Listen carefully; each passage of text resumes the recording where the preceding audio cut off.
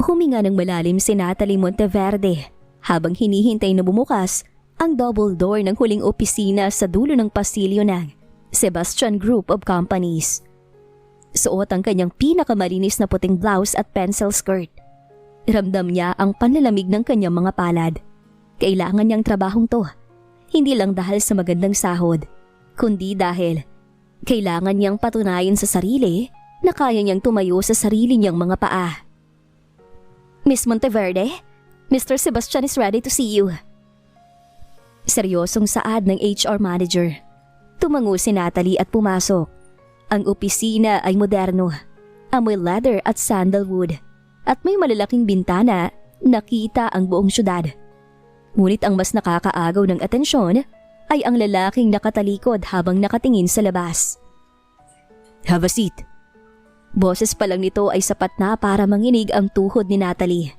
Baritono, malamig, ngunit may otoridad. Nang humarap ang lalaki, tila huminto ang mundo ng dalaga. Si Franco Sebastian, ang bilyonaryong madalas niyang makita sa mga business magazines, ay mas gwapo pa pala sa personal. Ang kanyang panga ay matalim.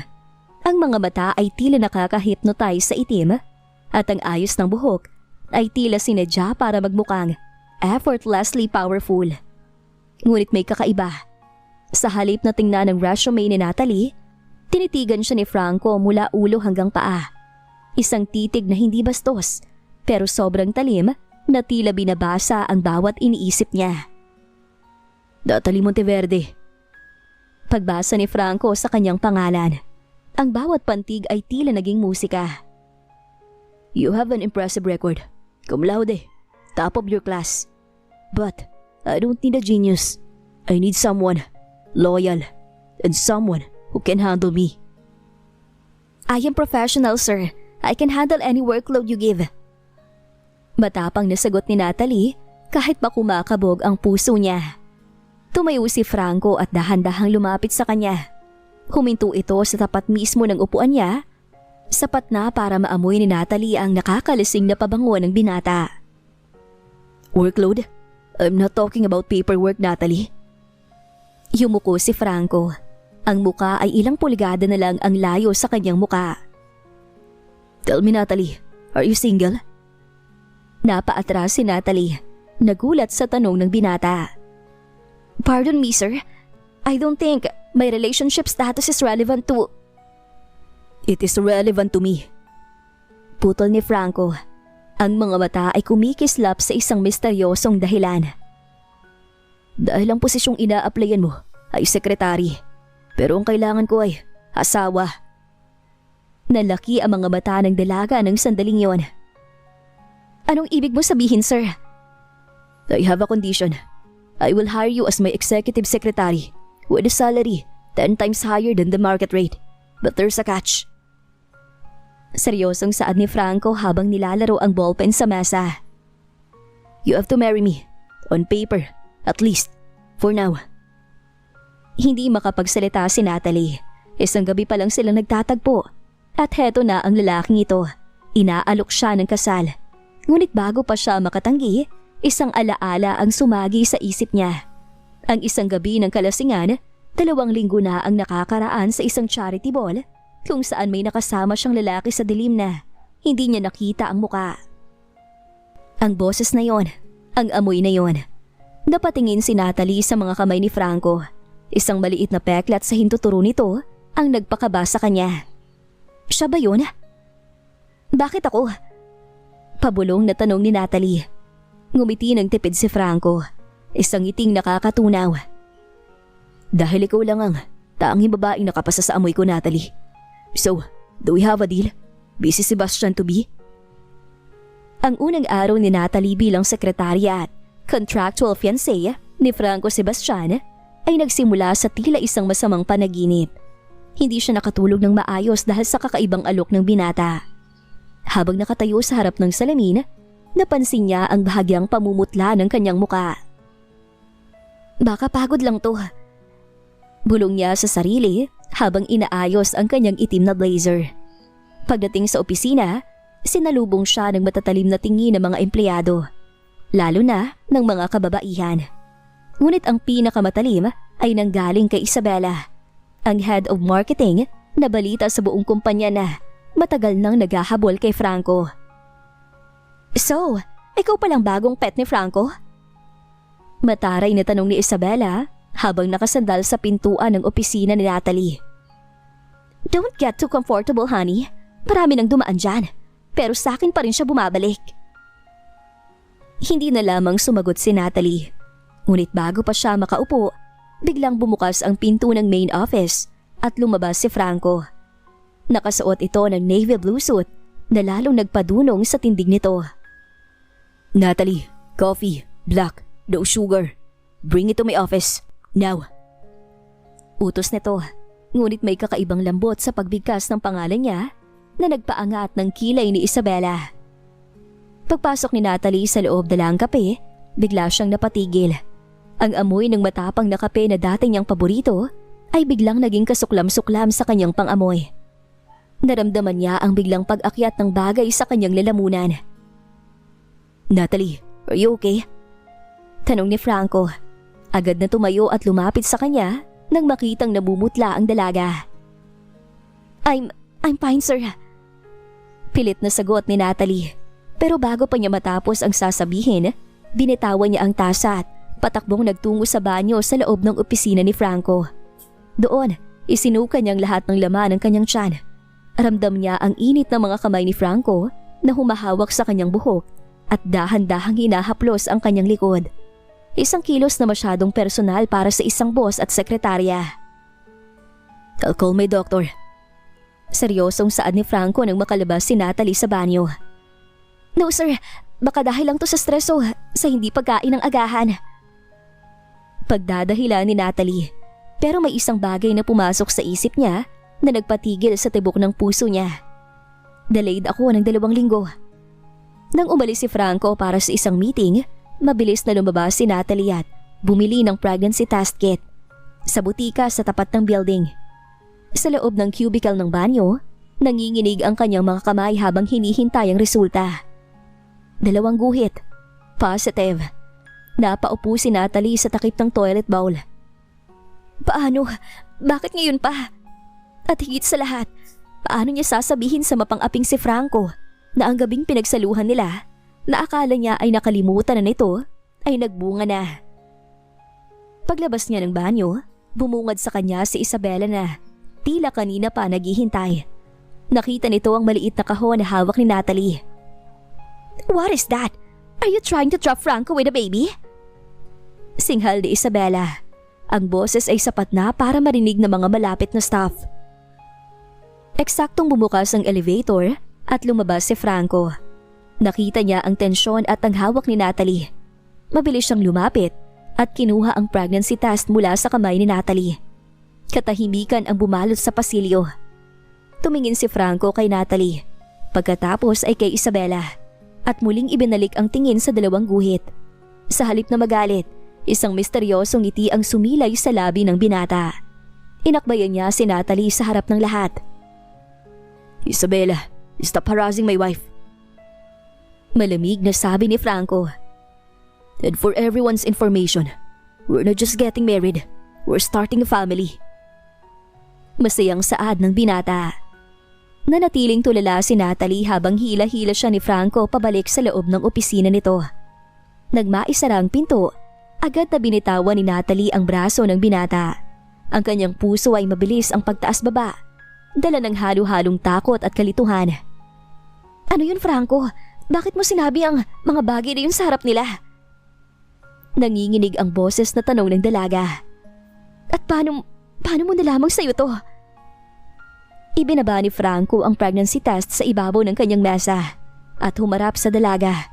Ang kanyang ekspresyon ay malayo sa malamig na boss na nakita ni Natalie kanina.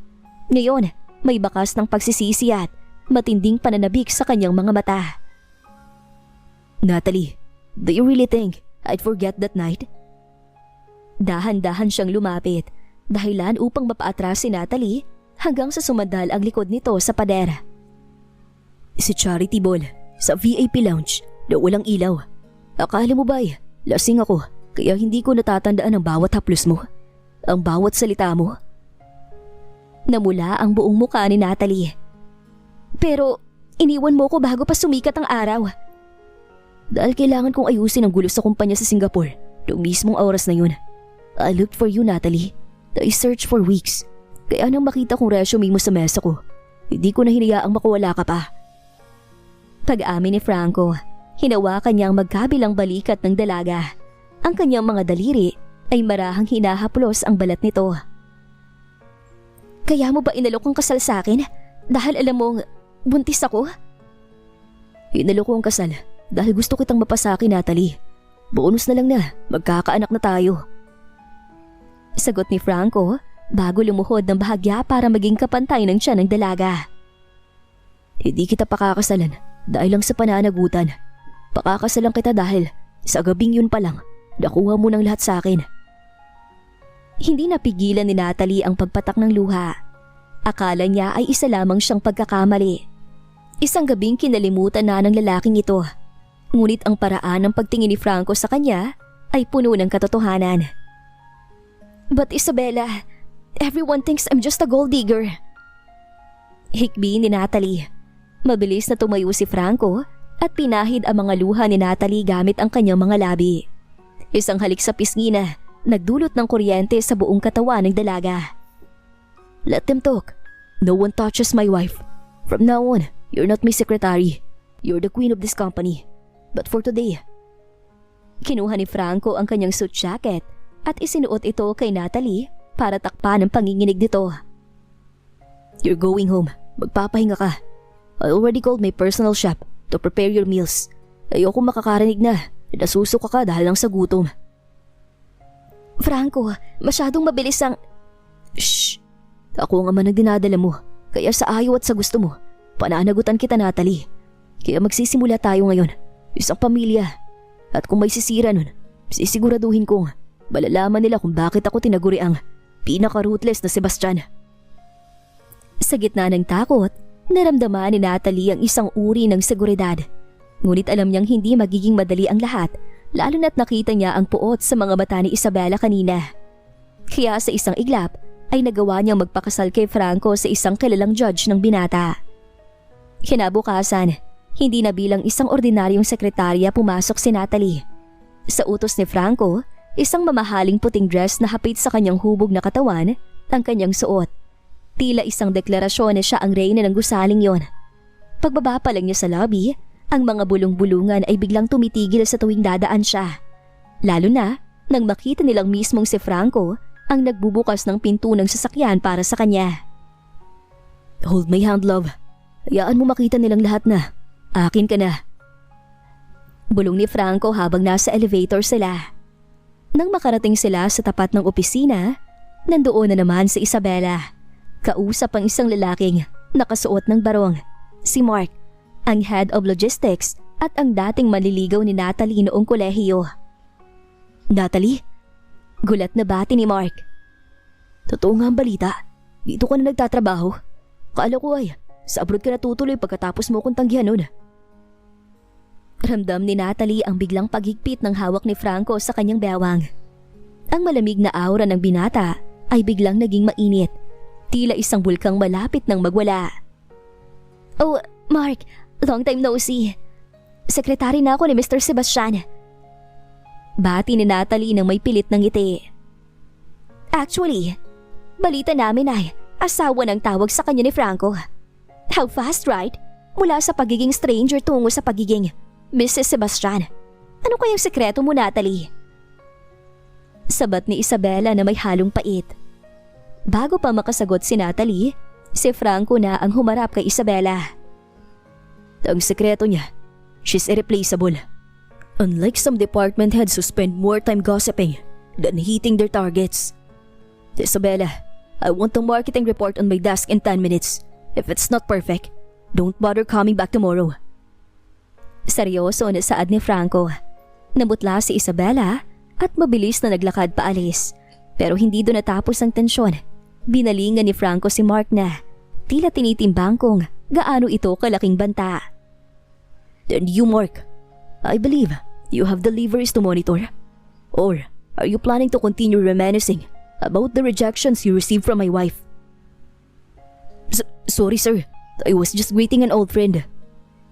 Nauutal na sagot ni Mark bago mabilis na umalis. Nang silang dalawa na lang ang natira sa hallway, hinila ni Franco si Natalie sa loob ng isang bakanting conference room. Isinandal niya ang dalaga sa pinto at tinitigan ito ng malalim. Old friend ha? Tanong ni Franco. Ang boses ay puno ng selos. Franco, schoolmate ko lang siya. He's nothing. Depensa ni Natalie habang kinikilig sa loob-loob niya dahil sa reaksyon ng binata. Nothing. The way he look at you, didn't say nothing, Natalie. Tayo kong lumalapit ang kahit sinong lalaki sa'yo. Lalo na yung may nakaraan sa'yo. Hinawakan ni Franco ang mukha ni Natalie at idinikit ang kanyang noo rito. Akin ka lang, ang anak natin at ang puso mo. Maliwanag ba? Napangiti si Natalie at niyakap ang leeg ni Franco. Seloso ka pala, Mr. Sebastian? You have no idea. Bulong ni Franco bago sinelyuhan ang usapan ng isang matamis na halik. Ngunit sa labas ng silid, hindi nila alam na may isang pares na mga mata ang nakamasid at may planong sirain ang perpektong tagpong iyon. Hindi biro ang salitang magarbo pagdating kay Franco Sebastian. Sa loob lamang ng 2 araw, nagawa niyang arkilahin ang pinakasikat na grand ballroom sa syudad para sa isang biglaang engagement party. Ang imbitasyon ay malinaw, isang pagpapakilala sa babaeng nagmamay-ari na ng kanyang apelido. Suot ang isang pasadyang emerald green gown na lalong nagpalitaw sa kinang ng kanyang balat. Nakatayo si Natalie sa harap ng malaking salamin. Ngunit sa likod ng marangyang ayos, may kaba sa kanyang puso. Hindi dahil sa dami ng taong haharapin, kundi dahil sa isang anino ng nakaraan na pilit niyang tinatakasan. You look breathtaking, Natalie. Bulong ni Franco na biglang sumulpot sa kanyang likuran. Ikinulong nito ang kanyang bewang at marahang hinalikan ng kanyang balikat. Tonight, everyone will know that you are untouchable. Nang lumabas sila sa ballroom, tila tumigil ang paghinga ng mga bisita. Si Franco na, kilalang mailap sa media, ay nakangiti habang nakatitig sa kanyang kasama. Kitang-kita ang panlalaki ng mga mata ni Isabela na noon ay suot ang isang mamahaling pula na gown. Umaasang siya ang mapapansin ni Franco. Sa gitna ng katuwaan, itinaas ni Franco ang kanyang baso ng champagne. A toast to my wife, Natalie. Some people think she's just a temporary fixture in my life. But let me be clear, she is my life. And to those who try to disrespect her in my own company. Lumingon si Franco ng diretso kay Isabela na tila naninigas sa kinatatayuan. Consider yourselves lucky that she is a merciful woman. Because I am not. Napayuko si Isabela sa kahihiyan habang ang mga bulungan ng mga sosyalera ay natuon sa kanya. It was a sweet public revenge. Pero sa gitna ng tagumpay na yon, isang boses mula sa likuran ang nagpatigil sa tibok ng puso ni Natalie. Kay ganda namang tagpo nito. Ang nawawalang prinsesa ng mga Monteverde. Darito na pala sa bisig ng isang Sebastian. Lumingon si Natalie at nakita ang isang matandang lalaki na may hawak na tungkod. Si Don Rodolfo, ang lolo ni Natalie na matagal na niyang kinalimutan. Kasama nito ang kanyang amang si Simon na mukhang lulong sa sugal base sa itsura nito. Natalie, akala mo ba yung matatakasan mong utang ng pamilya natin? Galit na saad ni Simon. Mabuti na lang at nakahanap ka ng bilyonaryong sasagip sa atin. Bigla namang naguluhan si Franco. What is the meaning of this, Natalie? Nanginginig ang mga labi ni Natalie. Franco, I didn't tell you. Hindi lang ako isang cum laude na naghahanap ng trabaho. I'm a Monteverde. Ang pamilyang bumagsak dahil sa maling pamamalakad at ngayon ay baon sa utang sa mga Sebastian. Lumapit si Don Rodolfo kay Franco. Iho, baka hindi mo alam. Ang pinakasalan mo ay ang anak ng lalaki nagdakaw sa kumpanya ng tatay mo. 30 taon nang nakakaraan. Isang paghihiganti ba to? Sadyang mapaglaro ang tadhana. Nabitawan ni Franco ang hawak na baso. Ang selos at proteksyon na naramdaman niya kanina ay napalitan ng isang malalim na kalituhan. tumingin siya kay Natalie na ngayon ay lumuluha na. Ang secret wife niya ay anak pala ng mortal na kaaway ng kanyang pamilya. Ang katahimikan sa loob ng penthouse ni Franco ay mas nakakabingi kesa sa ingay ng party na iniwan nila. Pagkasara pa lang ng pinto, inalis ni Franco ang kanyang suit jacket at marahas itong ibinalibag sa sofa. Ang kanyang mga mata, na kanina lang ay puno ng paghanga, ngayon ay tila nagbabagang apoy sa galit at pagkadismaya. "Bakit hindi mo sinabi, Natalie?" Ang boses niya ay mahinahon pero may talim na nakakasugat. "Isang Monteverde ka, ang pamilyang sumira sa reputasyon ng ama ko, ang pamilyang nagnakaw ng pangarap ng pamilya ko." Napahawak si Natalie sa kanyang tiyan, tila pinoprotektahan ng sanggol sa loob mula sa galit ni Franco. "Hindi ko alam ang buong kwento, Franco. Bata pa ako noon. Ang alam ko lang, kinalimutan ko ng pangalang Monteverde dahil sa kahiyang dinala nila sa akin." "Kinalimutan?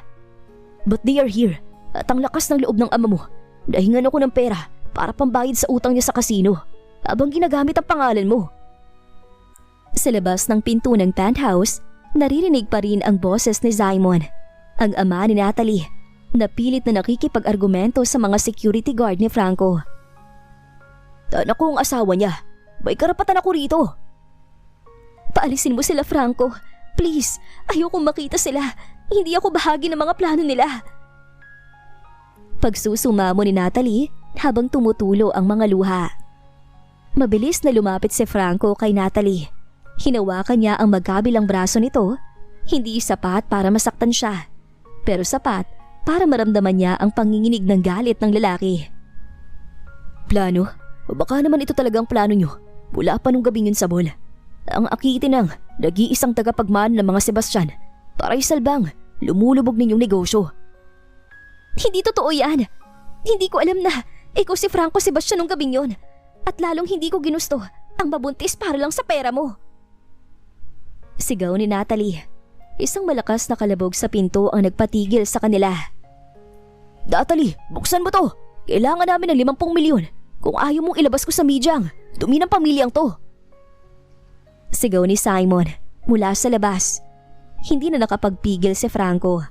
Binuksan niya ang pinto ng may lakas na muntik nang magpatumba sa matandang Monteverde. "Listen to me, you pathetic excuse of a father." Banta ni Franco. Ang kanyang boses ay parang galing sa ilalim ng lupa. "If you don't leave this building in 10 seconds, I will make sure you spend the rest of your life in a cell where even the rats won't visit you. Your debts, consider them paid. Pero kapalit niyan, hindi mo na muling makikita ang anak mo. Isang hakbang pa malapit sa kanya at lulumpuhin na kita." Sa takot sa otoridad ni Franco, mabilis na nagtatakbo paalis si Simon at ang kanyang mga kasama.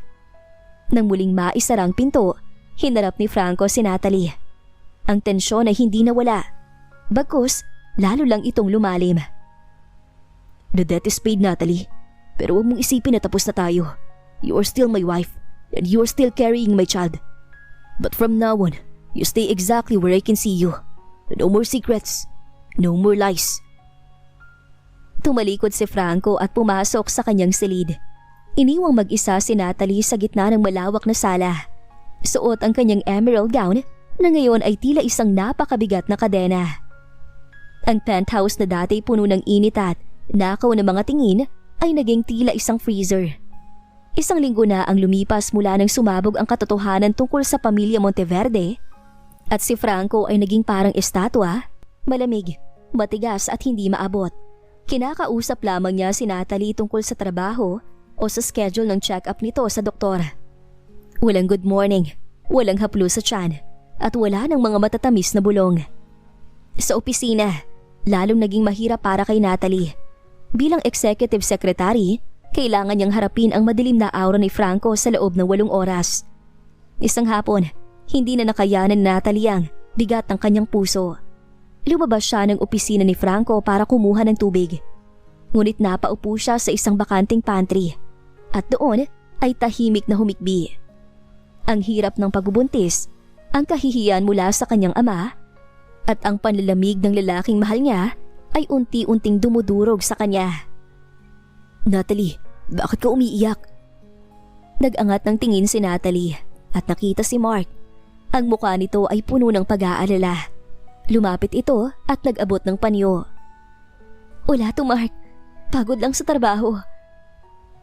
Pagsisinungaling ni Natalie habang pinapahid ang luha.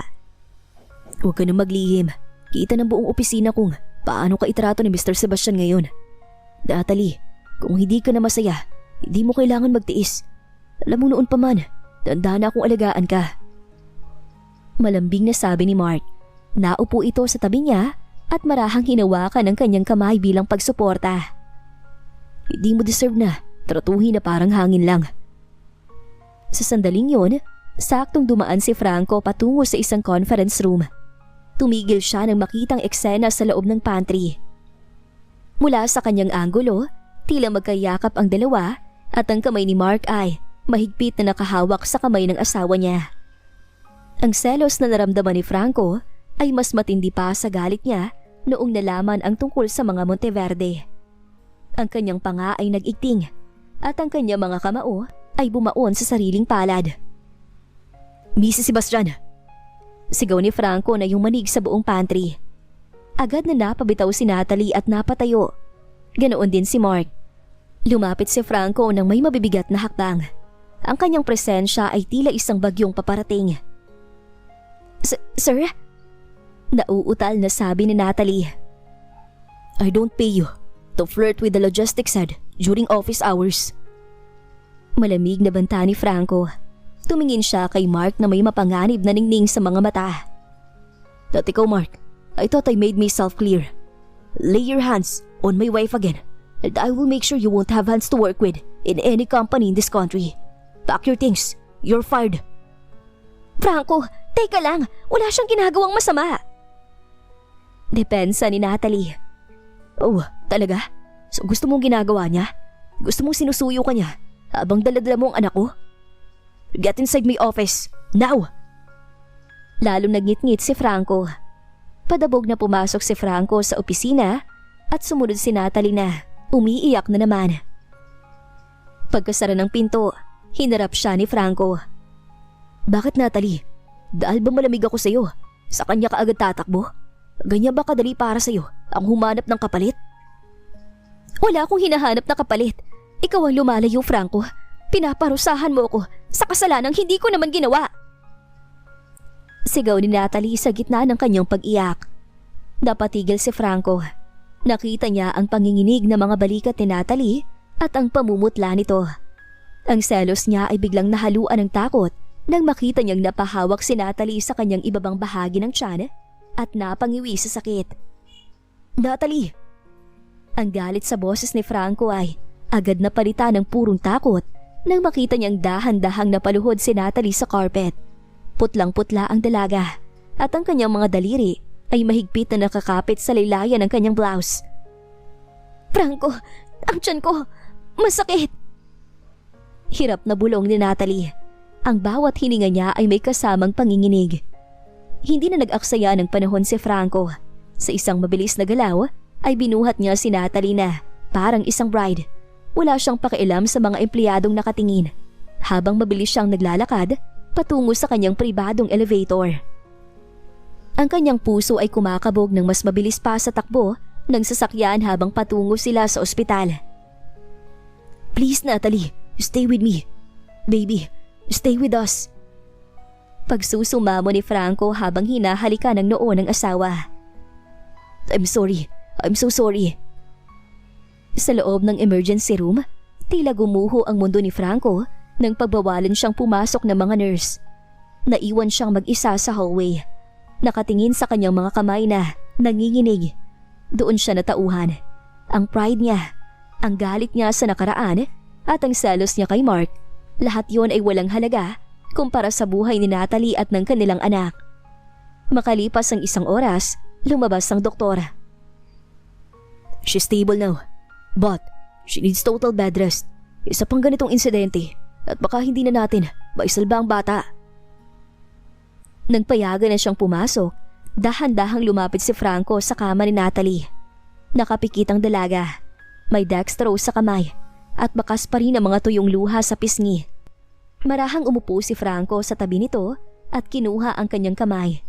Idinikit ito sa kanyang labi. "I'm a fool." Bulong niya sa dilim ng silid. Nagmulat ng mata si Natalie. Nang makita si Franco, pilit niyang binawi ang kanyang kamay. Ngunit mas lalo lang itong hinigpitan ng binata. "Umuwi ka na, Franco. Hindi mo na kailangan magpanggap na nag-aalala ka." Mahinang sabi ni Natalie, puno ng pait. "Ibigay mo na lang ang mga papeles para sa annulment. Pakakawalan na kita para hindi mo na maalala ang galit mo sa pamilya ko tuwing makikita mo ko." "No." Halos pasigaw na sagot ni Franco bago niya muling pinahina ang boses. Hindi kita pakakawalan, Natalie. Kung kailangan lumuhod ako sa harap mo para mapatawad mo ko, gagawin ko. I was blinded by the past. Akala ko, galit ang nararamdaman ko. Pero ang totoo, takot ako. Takot ako na baka ginagamit mo lang ako dahil mas mahal kita kaysa sa mahal mo ko. Napatitig si Natalie sa kanya. "Mahal mo ako?" "God, yes! Simula pa nung gabing yun sa ball na nakita kita, ay minahal na kita. Ikaw lagi ng laman ng isip ko." Pag-amin ni Franco, ang mga mata ay nangingilid ang luha.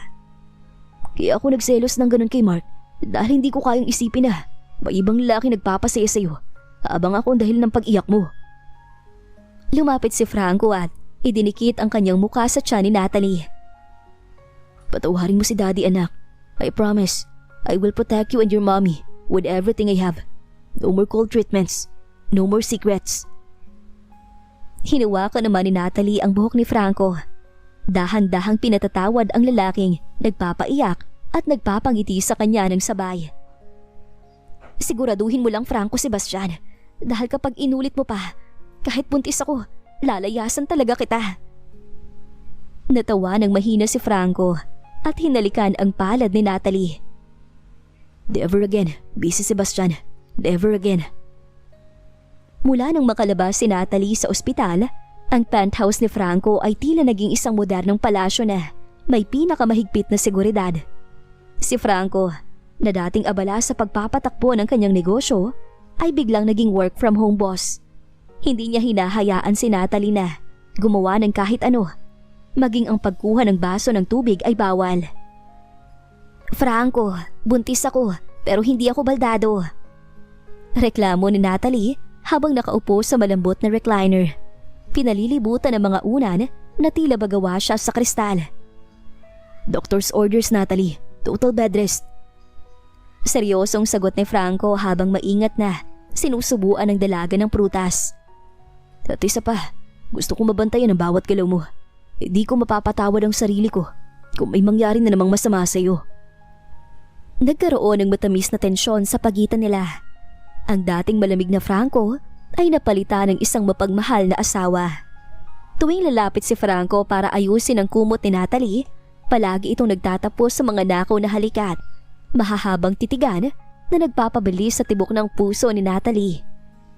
Ngunit ang katahimikang ito ay biglang bumasag nang bumukas ang pinto ng penthouse nang walang katok. Isang matikas at sopistikadang babae ang pumasok. Suot ang isang Chanel suit. "So it's true?" Saad ng babae. Ang boses ay puno ng pait. "Pinakasalan mo ang anak ng isang magnanakaw, Franco?" Napatingin si Natalie sa babae. Walang duda, ito ang ina ni Franco, si Doña Beatriz Sebastian. Ang kanyang mga mata ay kasing talim ng kay Franco, ngunit wala itong bahid ng lambot. "Ma'am, what are you doing here?" Tumayo si Franco.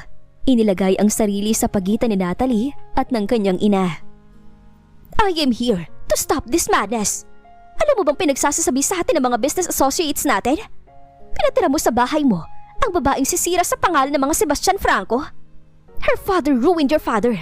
At ngayon, hayaan mong gamitin kanya para makabalik sa alta sosyedad?" "She is not using me, Mama. She is my wife. And she is carrying my child." Matigas na sagot ni Franco. Tumingin si Beatriz kay Natalie nang may pandidiri. "Anak, o baka naman isang paraan para masiguro ang mana. Maraming paraan para magpanggap na buntis, Franco. O kung totoo man, Sinong makakasiguro kung kanino yan? Stop it! Sigaw ni Natalie. Hindi na nakapagpigil. Tumayo siya kahit pa nangihina. Husgahan niyo na ako, saktan niyo na ako. Pero wag na wag niyong idadamay ang anak ko. Hindi ako napunta rito para sa pera niyo. How dare you speak to me like that? Akmang lalapit si Beatrice ngunit hinarang siya ni Franco.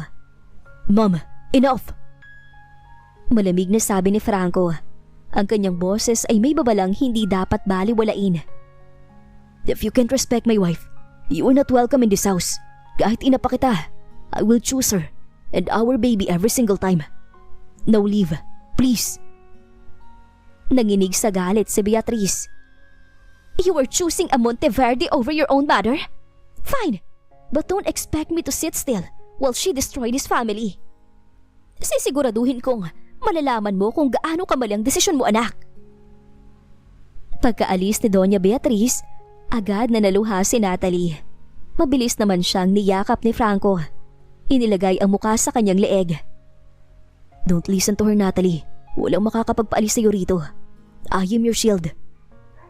Ngunit alam ni Natalie, ang pagdating ni Doña Beatrice ay simula pa lamang ng mas malaking gulo.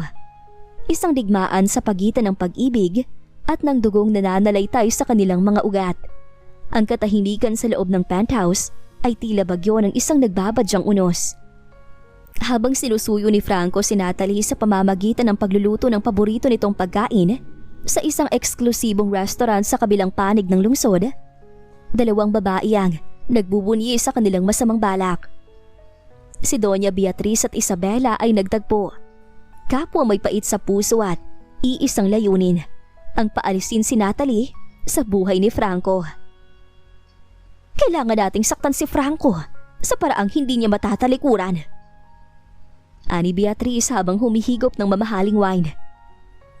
Ang bata, yun lang ang tanging dahilan kung bakit niya pinaninindigan ng babaeng yon. Ngumiti si Isabela, isang ngiting puno ng masamang plano. Huwag kayong mag-alala, Doña Beatrice.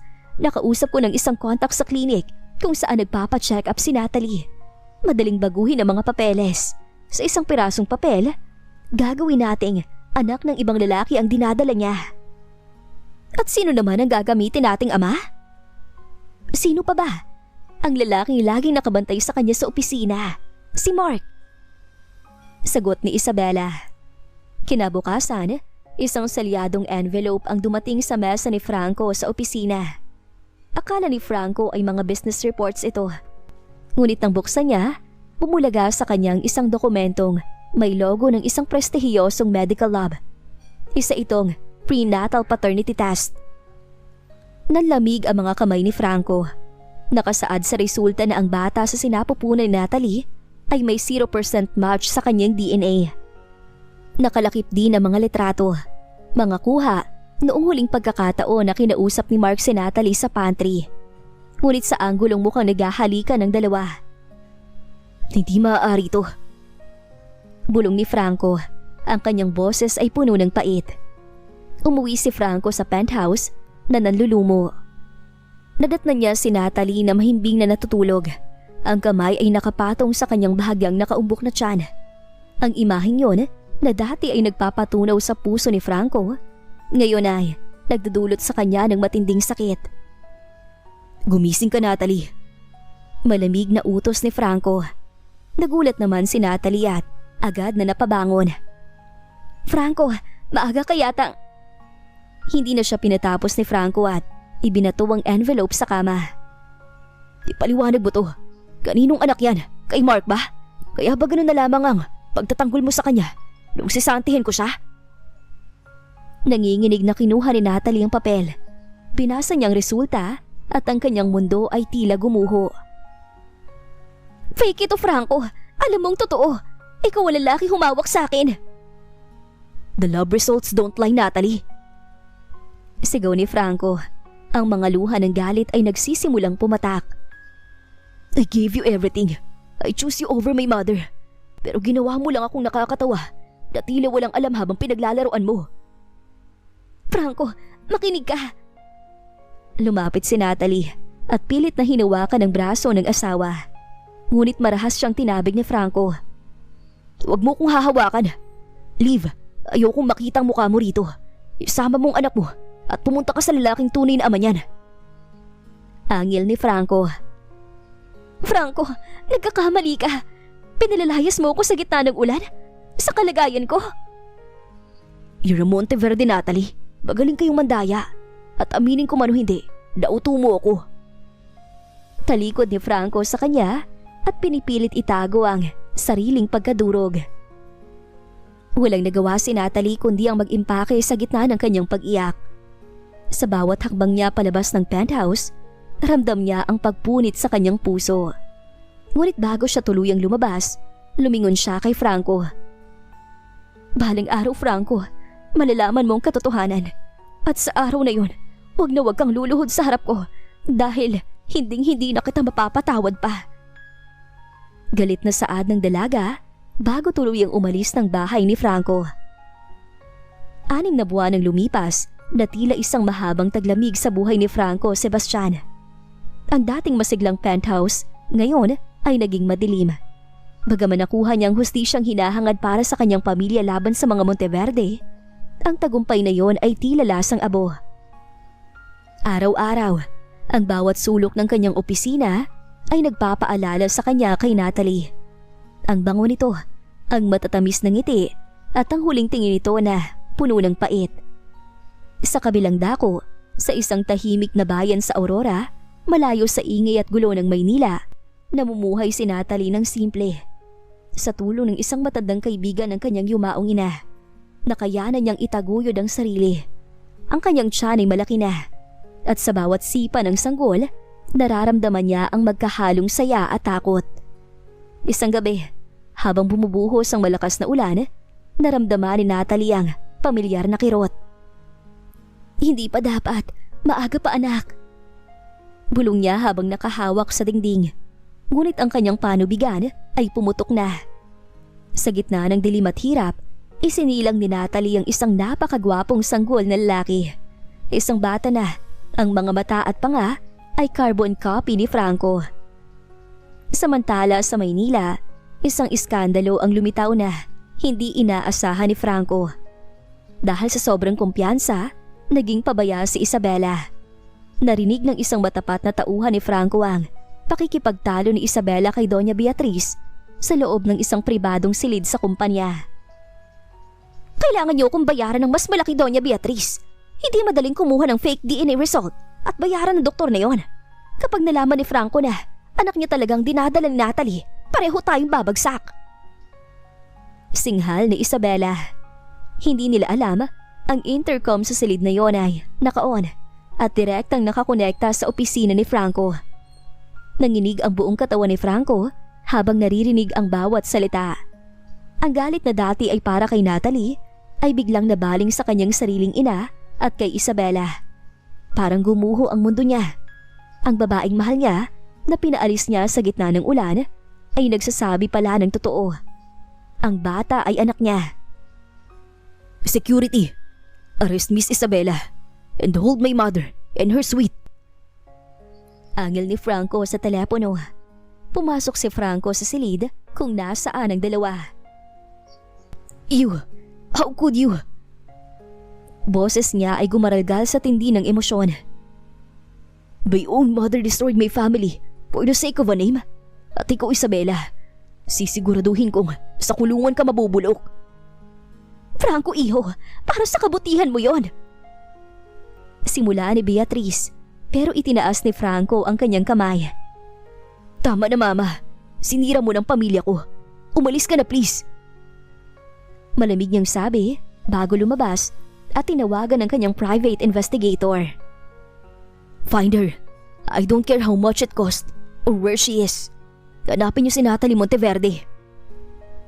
Seryoso na saad ng binata. Makalipas ang 2 araw ng walang tulog, nakatanggap si Franco ng impormasyon. Kaya agad siyang nagmaneho, hindi alintana ang pagod at ang mapanganib na daan. Nang makarating siya sa harap ng isang maliit na puting bahay na malapit sa dagat, halos hindi siya makahinga. Nakita niya si Natalie sa veranda. Nakaupo sa isang maliit na upuan at may kargang isang sanggol na nakabalot sa asul na kumot. Dahan-dahang lumapit si Franco. Ang tunog ng kanyang mga sapatos sa buhangin ay nagpalingon kay Natalie. Ang mga mata ng dalaga na dati ay puno ng pag-ibig, ngayon ay walang emosyon. "Natalie!" Tawag niya. Ang boses ay puno ng pagsisisi.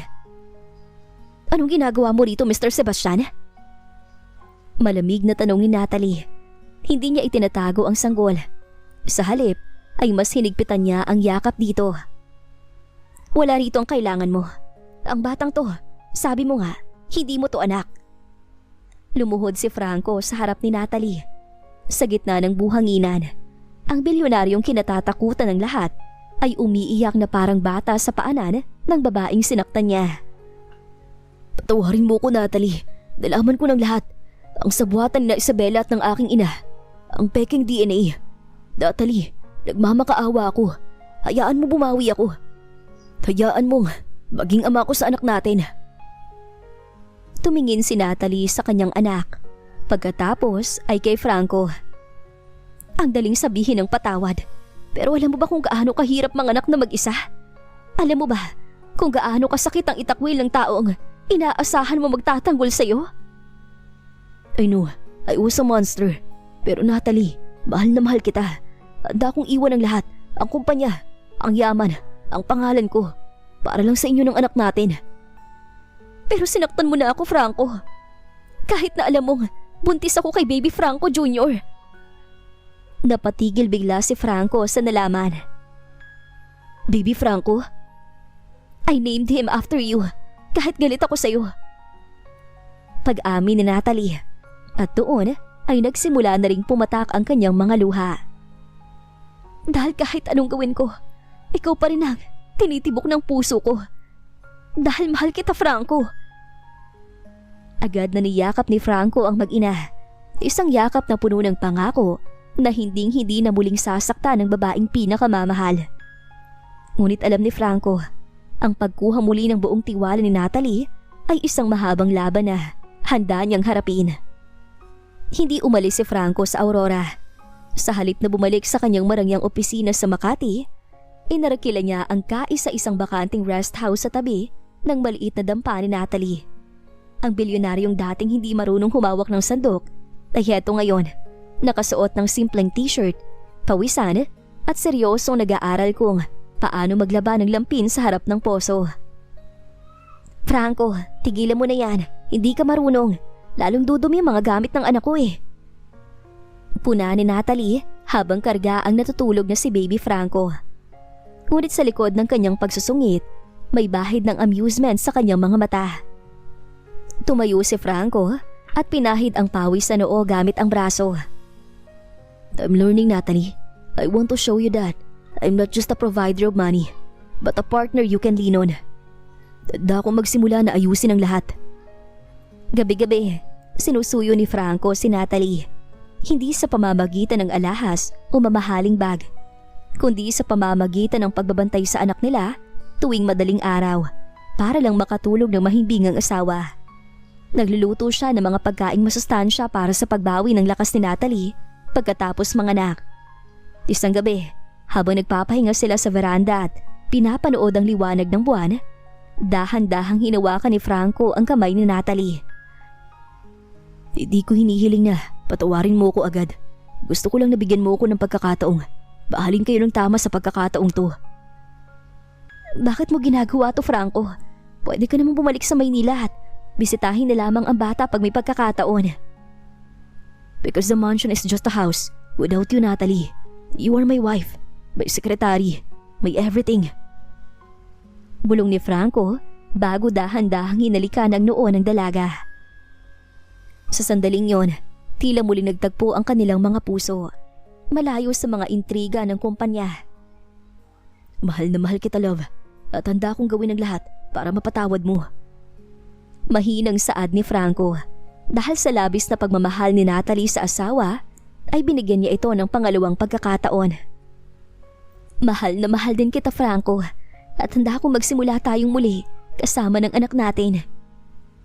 May ngiti na sa labing saad ni Natalie. "Maraming salamat, love.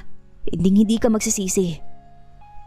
Saad ni Franco bago hinalikan sa labi ang asawa na buong puso nitong tinugon. Ngunit sa gitna ng kanilang muling paglalapit, isang panganibang gumagapang sa dilim. Sa isang liblib na hideout sa labas ng Maynila, galit na binasag ni Isabel ang isang bote ng alak. Nakatakas siya sa tulong ng mga dati niyang koneksyon bago pa man siya tuluyang mailipat sa provincial jail. Ang kanyang muka ay puno ng galos mula sa pagtakas at ang kanyang isipan ay nilalamo na ng obsesyon at paghihiganti. Akala niyo ba ay magiging masaya kayo? Kung hindi ako magiging masaya, walang magiging masaya. Uyam ni Isabela habang tinititigan ng litrato ni Franco at Natalie na nakuha ng kanyang tauhan. Uubusin ko ang lahat ng mahal mo, Franco. Sisimulan ko sa babaeng sumira sa buhay ko. Kinaumagahan, habang namibili si Franco ng isda sa palengke, napansin niya ang isang itim na van na tila sumusunod sa kanya.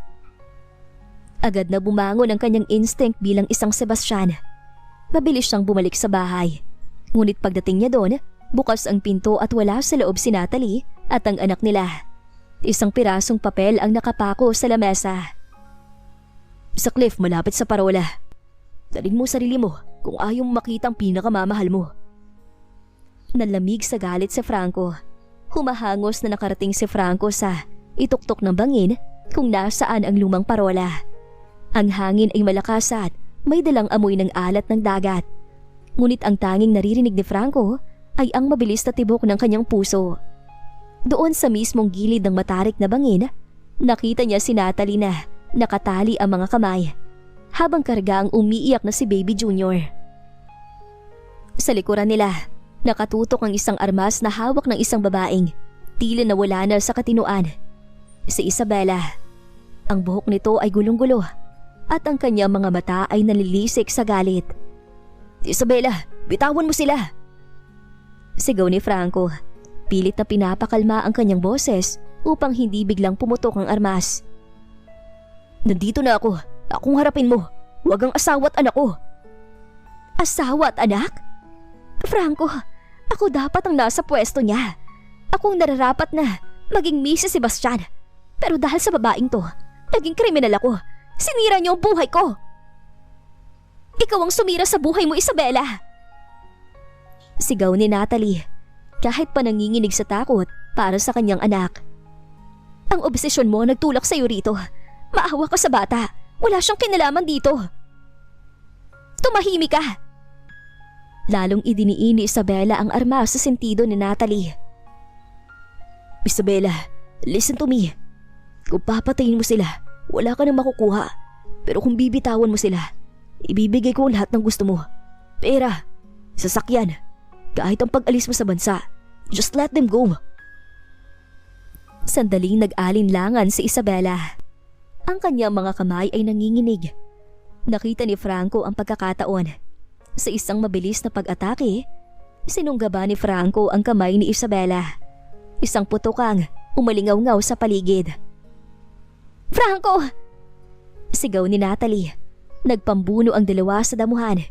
Sa kabila ng galit ni Isabela, mas matimbang ang lakas ni Franco na pinatatakbo ng kagustuhang protektahan ng kanyang pamilya. Nagawa niyang maagaw ang armas at maipit si Isabela sa lupa. Wala ka nang pupuntahan, Isabela. Malamig na sabi ni Franco. Sa di kalayuan, narinig na ang sirena ng mga pulis na tinawagan ni Franco bago siya umakyat sa bangin. Nang dumating ang mga otoridad at tuluyang mailayo si Isabela na nagpupumiglas at sumisigaw sa galit, agad na dinaluhan ni Franco si Natalie. Kinalagan niya ang mga tali nito at mahigpit silang niyakap na dalawa. Are you okay? Is the baby okay? Tanong ni Franco. Sinusuri ang bawat bahagi ng katawan ni Natalie. We're fine, Franco. We're fine. Higbi ni Natalie. Isinubsob ang mukha sa balikat ng asawa. Hinarap ni Franco si Natalie. Ang kanyang mga mata ay puno ng determinasyon. Hindi ko nahahayaang may lumapit sa inyong panganib, Natalie. Seryoso ko. Pagkatapos nito, aalis na tayo rito. Hindi sa penthouse, hindi sa opisina. Sa isang lugar na, tayo lang tatlo. hanggang sa maging handa ka na bumalik sa mundo ko. Hinawakan ni Natalie ang pisngi ni Franco. Sa gitna ng panganib na kanilang hinarap, naramdaman niya ang tunay na katapatan ng lalaki. Hindi na natin kailangan magtago, Franco. Basta't magkakasama tayo. Kahit saan pa yan. Ayos na ako. Matapos ang madilim na bagyong dumaan sa kanilang buhay, sumikat ang araw na puno ng pag-asa. Wala ng kontrata.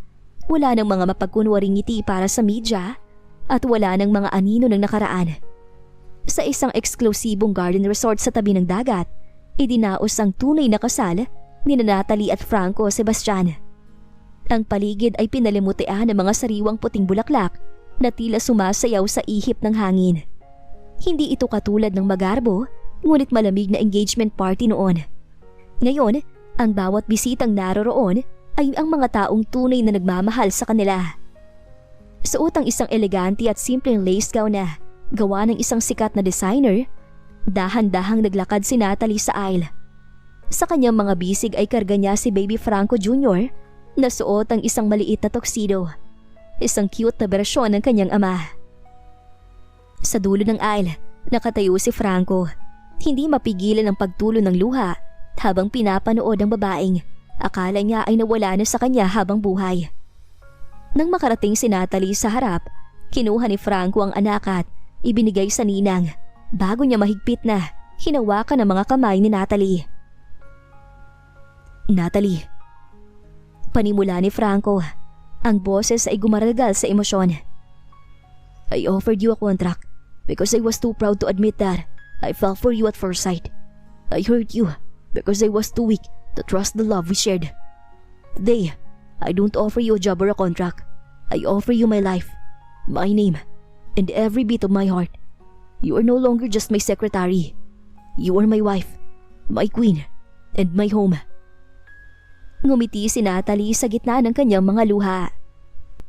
Franco, sa gabing hindi ko inaasahan, binago mo ang mundo ko. Sa kabila ng lahat ng sakit, ikaw pa rin ang pinipili ko. I promise to be your partner, your best friend, and the mother of our children. Plural, dahil gusto ko pa ng marami. Nagkatawanan ng mga bisita. At sa hudyat ng pari, nagpalitan sila ng matamis na halik na nagselyo sa kanilang pangako. Ngunit bago magsimula ang reception, isang pamilyar na figura ang lumapit sa kanila sa ilalim ng isang malaking puno ng akasya. Si Simon Monteverde, ang ama ni Natalie, ay nakatayo doon. Hindi na ito mukhang magara. Sa halip, tila mas matanda ito at may bakas ng kapakumbabaan. Natalie, Franco. Tawag nito. Agad na humarang si Franco sa harap ni Natalie. Ngunit hinawakan ni Natalie ang kanyang braso para pakalmahin ito. Anong kailangan mo, Papa? Tanong ni Natalie. Yumuko si Simon. Ang kanyang mga kamay ay nanginginig. Hindi ako napunta rito para manghingi ng pera. Darito ako para humingi ng tawad. Natalie anak, naging masama akong ama. Ginamit kita para sa sarili kong interes. At Franco, patawad sa lahat ng kasalanan ng pamilya ko sa pamilya mo. Inabot ni Simon ang isang maliit na kahon. Ito ang singsing ng nanay mo, Natalie. Binenta ko to noon, pero tinubos ko to gamit ang huling perang pinagtrabahuhan ko ng barangal sa probinsya. Gusto ko lang na mapasayo to, anak. Nagkatinginan sina Natalie at Franco. Nakita ni Natalie ang katapatan sa mga mata ng kanyang ama. Bagaman, hindi mabubura ng isang hingi ng tawad ang lahat ng sugat, alam niyang ito ang simula ng paghilom. Salamat, Papa. Sabi ni Natalie habang tinatanggap ang singsing. Hindi ko masasabing ayos ng lahat ngayon, pero salamat sa pagdating sa pinakaimportanteng okasyon sa buhay ko. Lumapit din si Franco at inilahad ang kanyang kamay kay Simon. Take care of yourself, sir. Para kay Natalie at para sa apo mo. Sa unang pagkakataon, naramdaman ni Natalie ang tunay na kapayapaan. Ang kanyang asawa, ang kanyang anak, at ang pag-asang maayos pa ang kanyang pamilya. Ito ang tunay na happy ending. Nang magsimula ang musika para sa kanilang first dance, niyakap ni Franco si Natalie ng mahigpit habang ang araw ay dahan-dahang lumulubog sa abot-tanaw. I love you, Mrs. Sebastian. I love you more, my boss. 5 taon ang mabilis na lumipas, ang Sebastian Group of Companies ay mas lumago pa. Ngunit ang pinakamalaking pagbabago ay hindi makikita sa kanilang stock market, kundi sa loob ng mansyong puno na ngayon ng tawanan, ingay at kalat na mga laruan. Si Franco Sebastian, ang kinatatakutang bilyonaryo sa boardroom, ay nakaluhod ngayon sa carpeted floor ng kanilang living room. Hindi siya nagmamakaawa para sa isang business deal. Sa halip, ginagawa siyang laruan ng kanyang panganay na si Franco Jr. o si AJ. Habang ang bunsong si Sofia ay abalang nilalagyan ng pink na clip ang buhok ng kanyang seryosong ama. Daddy, don't move! You need to be pretty for Mommy's arrival! Utos ng 3 taong gulang na si Sofia. Natawa na lang si Franco. Isang tunog na dati ay bihirang marinig, ngunit ngayon ay naging musika na sa kanilang tahanan. Yes, princess. Anything for the boss. Eksaktong bumukas ang pinto at pumasok si Natalie. Suot pa rin niya ang kanyang aura ng pagiging isang executive. Ngunit ang kanyang mga mata ay agad na lumambot nang makita ang eksena. Sa kabila ng pagiging abala sa kanilang mga foundation at charity works, siya pa rin ang tumatayong Chief Operating Officer ng kanilang pamilya.